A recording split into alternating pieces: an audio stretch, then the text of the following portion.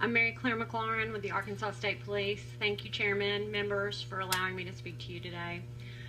The problem we have with this bill is essentially that it is very vague. It allows people to carry under the laws of the state of Arkansas and the United States Constitution, but as Representative Pilkington just said, there is a lack of clarification about those laws. The ways that it could affect state police are very significant. First of all, if you allow people to carry concealed without a concealed carry license, what would be the purpose of the concealed handgun carry licensing statutes? I believe many of you have probably been in other committees when you've heard people testify. Those statutes were implemented in 1995.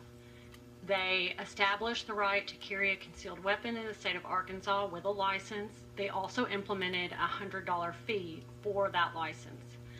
They gave state police the sole responsibility for administering that program.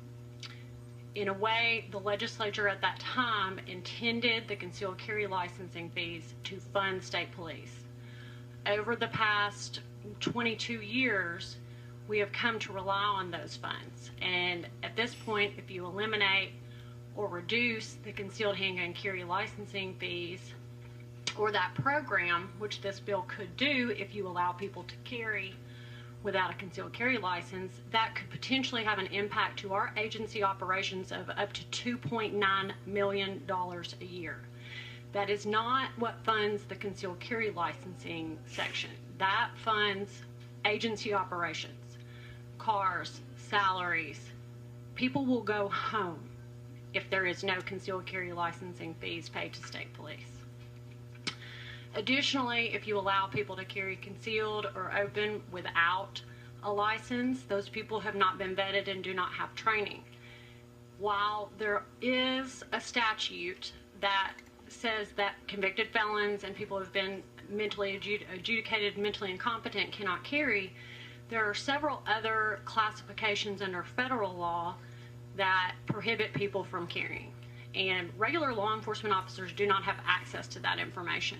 That information is contained in a NICS database that is maintained by the FBI. So if you're in that NICS database because you've been convicted of a misdemeanor crime of domestic violence in another state, a regular law enforcement officer would not know that if they stopped you with that weapon. So potentially this bill could allow people who are barred by federal law from possessing a firearm to carry, and regular law enforcement officers would not be aware of that. Again, they would allow people. I know there's a lot of debate in this committee among representatives, among senators, among people who are probably here to testify for or against this bill or any of these other bills about the level of training and background that people should undergo to carry in public. But as it is right now, to carry concealed, in the Attorney General opinion that addressed Act 746, you must have a concealed carry license. And with that concealed carry license, you are trained on Arkansas rules of self-defense. You're trained on Arkansas law. If you are arrested for drug offenses or alcohol-related offenses with a weapon or crimes of violence, your concealed carry license can be revoked or suspended. If you do not have those checks and that training on Arkansas law, then you will have people carrying concealed without training or background. I'm not sure if Lieutenant Gentry. You recognize if you'd like to make further comment. Thank you. I'm Lieutenant Cora Gentry. I supervise the Arkansas State Police Concealed Handgun Carry License section.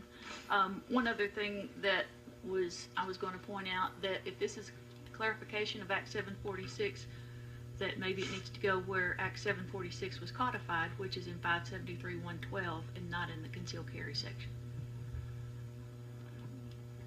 All right. Seeing no questions, thank you for your comment.